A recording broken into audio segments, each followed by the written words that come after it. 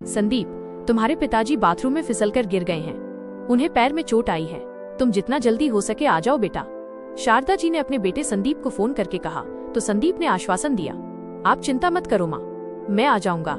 इतना कहकर उसने फोन रख दिया और तुरंत अपनी बहन प्रिया को फोन करके कहा कि प्रिया, जब तक मैं नहीं पहुंचता हूँ तब तक तुम जाकर पापा को देख लो।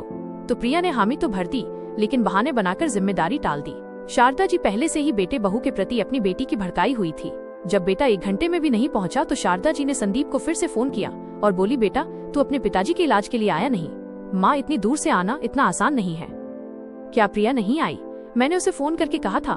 नहीं बेटा, प्रिया के बच्चों की परीक्षा है इसलिए वो नहीं आ पाएगी। ये सुनकर संदीप को गुस्सा आ गया कि ये किस शहर में रहते हुए भी बेटी अपने पिता को देखने तक नहीं आई। संदीप ने माँ से कहा कि माँ, बच्चे बड़े हैं, घर पर दादा दादी और उनके पिता भी हैं। तभी शारदा जी ने बेटी का बचाव करते हुए उल्टा बेटे पर ही सवाल उठाने लगी। क्यों बेटा, तू अपनी बहन के लिए बोल रहा है, पर तू कौन सा समय से पहुंच गया? तो संदीप ने उन्हें समझाते हुए कहा, माँ हम रास्ते में हैं, 1 घंटे में पहुंच जाएंगे। ये सुनकर शारदा जी चुप हो गई। संदीप समझ चुका था कि उसकी बहन ने आज भी हमेशा की तरह आग में घी डाल दिया है। जब से पूनम इस घर में आई थी उसकी बहन को लगता था कि उसका अधिकार छीन गया है, जबकि वो खुद भी किसी की बहू है। खैर, अब ये बहस का समय नहीं था। अगले 1 घंटे के बाद संदीप अपनी पत्नी व बच्चों के साथ अस्पताल पहुंच गया, लेकिन वहां पहुंचा तो माँ को बाहर रोते देखकर वो दौड़कर माँ के पास गए। क्या हुआ माँ, पिताजी कैसे हैं? बेटा, तुम्हारे पिताजी नहीं रहे, शारदा जी ने इतना कहा और फूट फूट कर रोने लगी। ऐसे कैसे? पिताजी के तो पैर में चोट आई थी ना? नहीं बेटा, उन्हें सर में गहरी चोट लगी थी। डॉक्टर ने बहुत कोशिश की पर नहीं बचा पाए। ये सुनकर संदीप वहीं सर पकड़कर बैठ गया। पूनम भी अपनी सास को संभालने लगी। कुछ देर बाद सब पार्थिव शरीर को लेकर घर लौट आई। अंतिम संस्कार किया। सारे क्रियाक्रम पूरे होने के बाद रिश्तेदार अपने अपने घर लौट गए। करीब 15 दिन बाद संदीप को अपनी ड्यूटी के लिए जाना था, तो उसने माँ से कहा, माँ जो होना था वो हो गया, अब आप अकेली यहाँ रहकर क्या करेंगे, इसलिए हमारे साथ ही चलिए। ये घर या तो ताला लगा दीजिए या किराए पर दे दीजिए। माँ को भी ये बात ठीक लगी, लेकिन उनकी बेटी प्रिया की सोच कुछ और ही थी। उसने तुरंत कहा, माँ अब सारी सेविंग्स, FD और कागजात कहाँ ले जाएंगी? भैया की नौकरी तो ट्रांसफर वाली है, हर बार जगह बदलेगी तो सब रिस्क रहेगा, इसलिए ये सब मेरे पास रख दीजिए, मेरे पास सुरक्षित रहेंगे। संदीप और पूनम को प्रिया की नीयत साफ समझ आ रही थी, लेकिन माँ की लाडली बेटी होने के कारण शारदा जी उस पर शक नहीं कर सकती थी। उन्होंने कहा, हाँ बेटी तू सही कह रही है, मैं सब तेरे पास रख देती हूँ। लेकिन तभी संदीप ने हिम्मत जुटाकर कहा, माँ जब बैंक लॉकर जैसी सुरक्षित सुविधा है तो किसी पर बोझ क्यों डालें? अगर कल को कुछ गड़बड़ हुई तो प्रिया को भी बुरा लगेगा, इसलिए मैं बैंक में लॉकर खुलवा देता हूँ, सब कुछ वही रख दीजिए, सुरक्षित भी रहेगा। हम भी अपने गहने सेविंग्स लॉकर में ही रखते हैं, हमें कभी दिक्कत नहीं हुई। तो शारदा जी को बेटे बेटे की बात भी सही लगी। उन्होंने कहा, तुम बिल्कुल ठीक कह रहे हो बेटा, मैं अपना सब कुछ लॉकर में रखवा देती हूँ। वैसे भी मेरी पेंशन आ रही है, उसमें मेरा खर्चा आराम से चल जाएगा। अरे माँ, आपको अपने खर्चे की फिक्र करने की जरूरत नहीं है, हम दोनों मिलकर आपका पूरा ध्यान रखेंगे। अगले दिन ही संदीप अपनी माँ व बच्चों को लेकर शहर आ गया, लेकिन उधर संदीप की बहन प्रिया को ये बिल्कुल भी उम्मीद नहीं थी कि संदीप इतनी आसानी से उनकी चाल को नाकाम कर देगा। पर अब भी वो हार मानने वाली नहीं थी। वो हर रोज फोन पर माँ से बात करती और अपने भाई भाभी के खिलाफ भड़काती रहती कि माँ, भाई भाभी आपको इसलिए अपने साथ ले गए हैं ताकि आपकी पेंशन से उनका घर खर्चा चल सके। कभी देख लेना, भाभी नौकरी शुरू करेगी तो बच्चों की देखभाल आपसे करवाएगी, आपको आया बनाकर रख देगी। लगातार इन बातों से शारदा जी के मन में भी शक का बीज पैदा होने लगा, जबकि असलियत ये थी कि बेटे और बहू माँ को पूरी इज्जत और आराम दे रहे थे। पर 2 महीने में ही प्रिया ने धीरे धीरे उनके मन में ये भर दिया कि बेटे बहू अपने बच्चों की देखभाल के लिए उन्हें यहाँ लेकर आए हैं। अगर उनके पास पैसे ना होते तो शायद वो उन्हें अकेला छोड़ देते। उन्होंने निश्चय कर लिया कि अब मैं अपने घर ही जाकर रहूंगी। अगले दिन ही शारदा जी ने बेटे से कहा, बेटा अभी मैं इतनी बूढ़ नहीं हुई हूँ कि अकेली न रह सकूं, जब लगेगा कि अब संभव नहीं है तब तुम्हारे पास आ जाऊंगी। संदीप और पूनम ने बहुत समझाया, लेकिन शारदा जी नहीं मानी तो वो समझ गए कि माँ प्रिया की बातों से प्रभावित हुई है, पर कुछ कर न सके। वो अगले ही दिन माँ को उनके घर छोड़कर चला गया। ये देखकर प्रिया बहुत खुश हुई, क्योंकि उसकी चाल पूरी तरह सफल हो गई थी। वो बच्चों समेत माँ के साथ रहने आ गई और धीरे धीरे अपना स्वार्थ दिखाने लगी। उसने शारदा जी से कहा, माँ आपकी पेंशन तो आती है और आपके खर्च भी खास नहीं है, मेरी बेटी को नई स्कूल और कोचिंग में डालना है, फीस बहुत ज्यादा है, आप घर का 1 फ्लोर किराए पर दे दीजिए और किराया मुझे दे दीजिए, आखिर इस प्रॉपर्टी पर मेरा भी तो हक है। बेटी के प्यार में अंधी शारदा जी ने ये मान लिया। उन्होंने एक हिस्सा किराए पर दे दिया और 8,000 रुपए हर महीने अपनी बेटी को देने लगी। संदीप और पूनम जब छुट्टियों में माँ के पास आई तो किराएदार को देखकर हैरान हो गई। उसने पूछा तो माँ ने कहा, बेटा अकेली थी, घर खाली पड़ा था इसलिए किराए पर दे दिया और किराया प्रिया को दे देती हूँ। उसकी बेटी की पढ़ाई में मदद हो जाती है। ये सुनकर संदीप ने हैरानी से माँ की तरफ देखा और बोला, वो सब तो ठीक है माँ, लेकिन वह रकम आप एफडी में क्यों नहीं कर देती? नहीं बेटा, मैं प्रिया को दे देती हूँ, उसका भी हक है इस घर पर। तभी संदीप ने तर्क किया कि माँ, हक सबका है, केवल एक का नहीं। तो शारदा जी नाराज होकर बोली, ये घर मेरे पति की मेहनत से बना है, इसमें सिर्फ मेरा हक मैं जिसे चाहूँ दूं, तुम्हें दखल देने का कोई हक नहीं है। दरअसल बेटी ने शारदा जी का इतना दिमाग बदल दिया था कि माँ को अपने बेटे बहु दुश्मन लगने लगे थे। अब संदीप ने भी ठान लिया था कि अब वो किसी भी मामले में कुछ नहीं कहेगा, क्योंकि वो अच्छे से जानता था कि प्रिया और उसका पति किस तरह के लोग हैं और लालच में पड़कर किसी भी हद तक गिर सकते हैं। लेकिन शारदा जी आज तक इस बात को स्वीकार नहीं कर पाई। उनके लिए तो उनकी बेटी उनकी आंखों का तारा थी और दामाद भी सगे बेटे से बढ़कर था। उन्हें कभी उनकी असलियत दिखाई नहीं दी। पूनम अक्सर चुप रहती, मगर मन ही मन उसे भी ये सब बहुत खलता था। अभी भी एक दिन रात को पूनम का छोटा बेटा दूध के लिए रोने लगा। घर में थोड़ा ही दूध बचा था, इसलिए पूनम ने सारा दूध अपने बच्चे को पिला दिया। लेकिन जब प्रिया ने उसे दूध पीते देखा तो तुरंत ही माँ के कान भर दिए। देखो माँ, भाभी ने सारा दूध अपने बच्चे को पिला दिया, मेरे बच्चों का ख्याल नहीं रखा। इस छोटी सी बात पर बड़ा झगड़ा हो गया। शारदा जी ने पूनम और संदीप को खूब खरी खोटी सुनाई। संदीप ने समझाने की कोशिश की कि माँ छोटा बच्चा था, खाने से सोता नहीं, इसलिए उसे दूध पिला दिया। बड़े बच्चे तो खाना भी खा सकते हैं, इसमें गलत क्या है? लेकिन शारदा जी मानने को तैयार नहीं हुई। उन्होंने गुस्से से कहा, ये दूध मेरे पैसों से आता है, सबका बराबर हक है उस पर। ये सुनकर पूनम के सब्र का बांध टूट गया, वो फट पड़ी। बिल्कुल सही कहा आपने माँ जी, पर आपके पैसों पर हक सिर्फ आपकी बेटी और उसके बच्चों का है, मेरे और मेरे बच्चों का तो कोई हक ही नहीं। हमारे हिस्से में तो सिर्फ फर्ज जाते हैं। अच्छा है, मेरा पति कमाता है, हमें किसी पर बोझ बनने की जरूरत भी नहीं। लेकिन आज आपने हद कर दी। जब सारे हक आपने बेटी को दिए हैं, तब सारे फर्ज भी वही निभाएगी। तब मैं और सहन नहीं कर सकती। चलो संदीप। अभी इसी वक्त संदीप अब तक जो चुपचाप सब देख रहा था, उसे साफ समझ आ गया कि माँ को समझाना बेकार है और यही तो प्रिया चाहती थी कि वो घर छोड़कर चले जाए। संदीप और पूनम अपने बच्चों को लेकर निकल गए और शारदा जी को जरा भी अफसोस नहीं हुआ। उनके मन में तो ये बैठ चुका था कि बेटा बहू सिर्फ पैसों के लिए उनके पास आते हैं। उन्हें ये दिख नहीं रहा था कि असली खेल तो प्रिया खेल रही है। उन्हें बेटा बहू के खिलाफ भड़काकर अपना मतलब साध रही है। इसी बीच प्रिया के बच्चों ने भी नानी से मांगे शुरू कर दी। पहले बेटे ने अपने जन्मदिन के बहाने स्कूटी मांगी, फिर बेटी ने मोबाइल। शारदा जी ने भी खुशी खुशी सब पूरा किया। धीरे धीरे उनकी जमा पूंजी खत्म होने लगी। लेकिन प्रिया यही नहीं रुकी, क्योंकि अब उसे सिर्फ पेंशन या छोटे छोटे तोहफे नहीं चाहिए थे, बल्कि अब उसकी नजर माँ के गहनों और प्रॉपर्टी पर थी। और उसने माँ को बहलाकर ये कहकर लाखों के कंगन लोग से निकलवा लिए कि उसकी देवरानी हमेशा गहनों से लदी रहती है और वो किसी शादी में कुछ नहीं पहनती। उसका पति भी बराबर उसका साथ दे रहा था।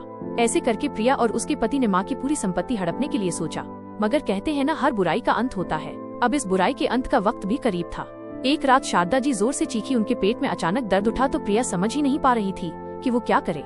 घबराकर वो उन्हें नजदीकी डॉक्टर के पास ले गई, क्योंकि शारदा जी खुद बहुत बेचैन थी और जल्दबाजी में वो पैसे लाना ही भूल गई और प्रिया जानती थी कि खर्चा उसे ही उठाना पड़ेगा। वो उन्हें एक झोला छाप डॉक्टर के पास ले गई। डॉक्टर ने बिना ठीक से देखे बस गैस की शिकायत मानकर कुछ दवाइयाँ दे दी और अपनी फीस ले ली। घर आकर प्रिया ने माँ को समझाते हुए कहा, चिंता मत कीजिए माँ, ये सिर्फ गैस की तकलीफ है, दवा लीजिए, सब ठीक हो जाएगा। लेकिन दिन प्रतिदिन माँ की बिगड़ती हालत देखकर प्रिया समझ गई कि मामला सिर्फ गैस का नहीं बल्कि गंभीर है। उसे एहसास हुआ कि यहाँ ज्यादा देर रुकना उसके लिए ठीक नहीं है। इसलिए उसने नरमी से कहा, माँ, मेरे ससुराल में चचेरी ननद की शादी है, अभी ससुराल का मामला है, मुझे वहाँ रहकर सारी रस्म निभानी पड़ेंगी। कम से कम 1 महीना तो मुझे वहीं बिताना पड़ेगा। ये सुनकर शारदा जी ने उदासी से कहा, अरे बेटी, तू मुझे अकेली छोड़कर कहाँ जाएगी? तू यहीं से शादी की रस्मों में चली जाना। मेरी तबीयत पहले से ही ठीक नहीं, ऊपर से तू भी चली जाएगी तो मैं अकेली कैसे रहूंगी? तभी प्रिया ने साफ लहजे में कहा, माँ, मैं यहाँ रहकर कैसे निभाऊंगी? अगर मैं ससुराल नहीं गई तो लोग बातें बनाएंगे, और वैसे भी तुम्हारी देखभाल की जिम्मेदारी तो बेटे बहू की है। तुम बहू को बुला लो, यही उसका कर्तव्य है कि वो तुम्हारा इलाज करवाए। मैं तो आखिरकार बेटी हूँ और समाज बेटी से उतनी उम्मीद नहीं रखता जितनी बेटे बहू से रखता है। यह कहकर प्रिया बिना माँ की ओर देखे अपना सामान पैक करने लगी और अगले 1 घंटे में अपने बच्चों को लेकर वहाँ से चली गई। शारदा जी बेटी को जाते हुए एकटक देख रही थी। आज उन्हें महसूस हुआ मानो उनकी बेटी ने उनके गाल पर एक करारा तमाचा जड़ दिया हो। जिस बेटी के लिए उन्होंने हमेशा अपने बेटे बहू को कोसा था, उसी बेटी ने आज उन्हें सच्चाई का आईना दिखा दिया। शारदा जी को भी समझ में आने लगा कि शायद उन्हें कोई गंभीर बीमारी है और ऐसे कठिन समय में उनकी बेटी ने ही उनसे मुंह मोड़ लिया। अब वो असहाय होकर रो पड़ी। आज उन्हें बेटे बहू की याद सताने लगी। उनके मन में वो सब कड़वे बोल गूंज रहे थे जो उन्होंने बहू को बार बार कहे थे। आज शारदा जी को अपनी गलतियां साफ नजर आ रही थी।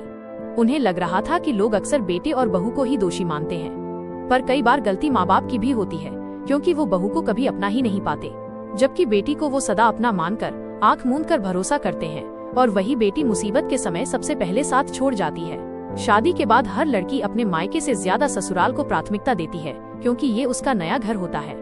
इसलिए स्वाभाविक है कि वो पहले उसी के बारे में सोचेगी। ऐसा होना भी सही है।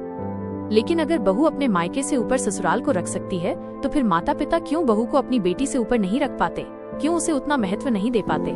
और यही वजह है कि रिश्तों में खटास आने लगती है। शारदा जी इन्हीं सब विचारों में खोई हुई थी। उधर प्रिया को समझ आ गया था कि माँ को सही इलाज की सख्त जरूरत है। उसके मन में ये भी डर था कि अगर माँ की तबीयत बिगड़ गई तो हाथ में आया हुआ खजाना भी उससे छीन जाएगा, लेकिन अगर माँ सही हो गई तो वो उन्हें अपने कब्जे में आसानी से ले लेगी। यही सोचकर उसने खुद ही संदीप को फोन लगाया और बोली, संदीप, माँ की तबीयत ठीक नहीं है, उनके पेट में तेज दर्द है, उन्हें तुरंत किसी अच्छे डॉक्टर को दिखाओ। यहाँ छोटे शहर में ठीक ठाक सुविधा नहीं है, इसलिए मैं इलाज नहीं करवा पाई। बेहतर होगा तुम आकर उन्हें अपने साथ ले जाओ, वैसे भी बेटा होने के नाते ये तुम्हारी जिम्मेदारी है। तभी संदीप ने तल्ख लहजे में जवाब दिया, हाँ, जिम्मेदारी तो सारी मेरी है, तुम्हें तो बस हक चाहिए। खैर, मेरी माँ है, मैं उनका ख्याल रखूंगा ही, लेकिन ये मत कहो कि इस शहर में इलाज नहीं हो सकता।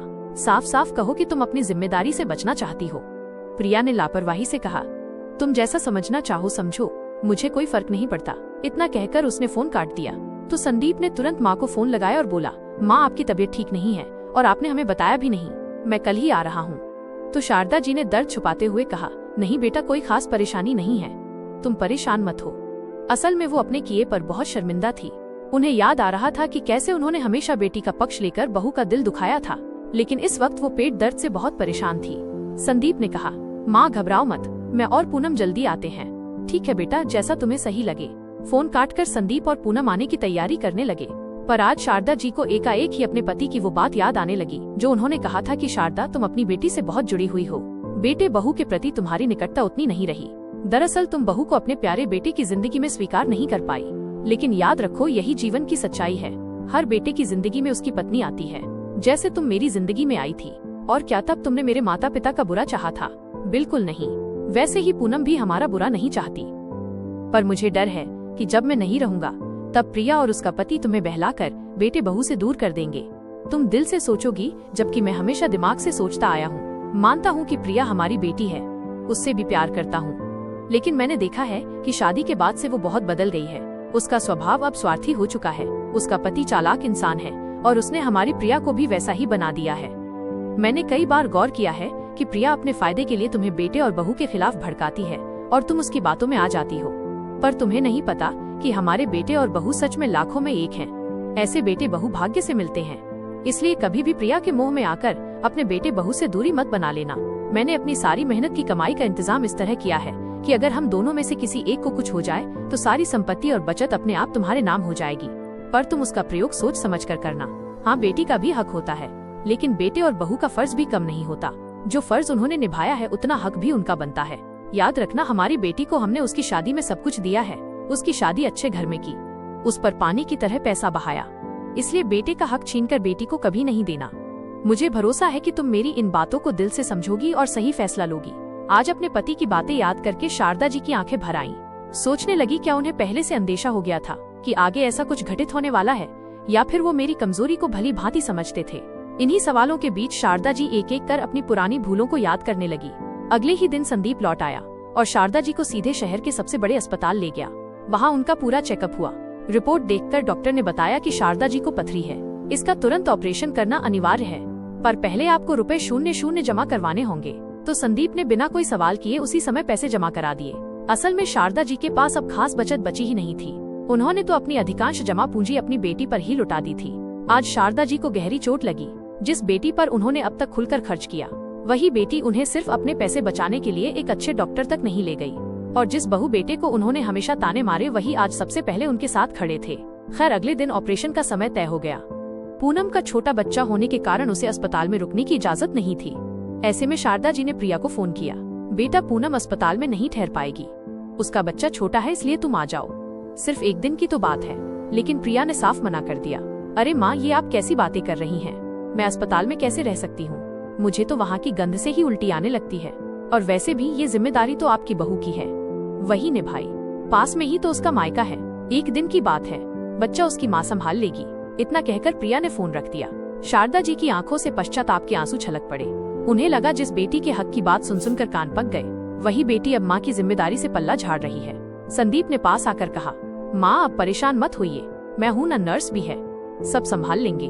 अगले दिन ऑपरेशन सफलतापूर्वक हो गया। कुछ दिन बाद शारदा जी घर आ गई। इस बार संदीप ने भी लंबी छुट्टी ली ताकि अच्छे से सेवा कर सके। पूनम ने भी अपनी ओर से सेवा में कोई कमी नहीं रखी, लेकिन मन ही मन वो अभी तक पिछली घटनाएं भूल नहीं पाई थी। कुछ दिन बाद प्रिया माँ से मिलने घर आई तो शारदा जी ने कटाक्ष किया, क्यों, अब फुर्सत मिली तुम्हें माँ को देखने की? तो प्रिया हंसते हुए बोली, अरे माँ, इसमें इतनी बड़ी क्या बात है, पथरी होना तो आम बात है, छोटा मोटा ऑपरेशन ही तो था, इतना गंभीर मसला नहीं कि आप मुझे ताना दे। थोड़ी देर बैठकर उसने कहा, अच्छा माँ, अब मैं चलती हूँ, घर पर बहुत काम है, हाँ जाते जाते किराया तो दे दीजिए। ये सुनकर शारदा जी ने गंभीर स्वर में कहा, बेटा इस बार किराया नहीं दे सकती, ऑपरेशन में ₹0 खर्च हो गए, ऊपर से पेंशन भी कम है, बच्चों की पढ़ाई की जिम्मेदारी माँ बाप की होती है, उसे अपने हिसाब से निभाना चाहिए, इस बार मैं मदद नहीं कर पाऊंगी। इतना सुनना था कि प्रिया तनक कर बोली, वाह माँ, बेटे के आते ही आपने तो रुख ही बदल लिया, पर ये मत भूलिए कि पापा की संपत्ति पर मेरा भी बराबर का हक है। तभी शारदा जी ने कहा, आज हिसाब किताब साफ कर ही देती हूँ, रोज रोज की खींचतान से बेहतर है कि सारे लेन देन अभी तय कर दिए जाए। मेरे 2 बच्चे हैं तो दोनों का हक बराबर है, और जब अधिकार बराबर है तो जिम्मेदारी भी बराबर होगी। अब तक घर का किराया तुमने जितना लिया है वो करीब करीब लाखों में है, उसमें से आधा हिस्सा संदीप को दे दो क्योंकि आधे पैसों का हक उसका बनता है। और हाँ, जो कंगन मैंने तुम्हें दिए थे उसका भी एक हिस्सा पूनम का है, एक कंगन तुम रख लो और एक पूनम को दो। और मैंने तुम्हारी बेटी को आईफोन और बेटे को स्कूटी दिलाई थी, दोनों मिलाकर लगभग 2 लाख का खर्चा हुआ। अब पूनम का बेटा तो छोटा है, वो ना आईफोन लेगा और ना ही स्कूटी, तो बेहतर होगा कि उनकी आधी रकम तुम संदीप को दो। आखिरकार बराबरी का हक है तो बराबरी का हिस्सा भी बनता है, हक मांगने आओगी तो फर्ज भी निभाना होगा। सिर्फ बेटा और बहू सब खर्चे करें और बेटी सिर्फ मेवा खाए, ये नहीं चलेगा। और अभी हाल ही में मेरे ऑपरेशन पर ₹0 का खर्चा आया है, तो उसका आधा पैसा भी तुम्हें संदीप को देना पड़ेगा।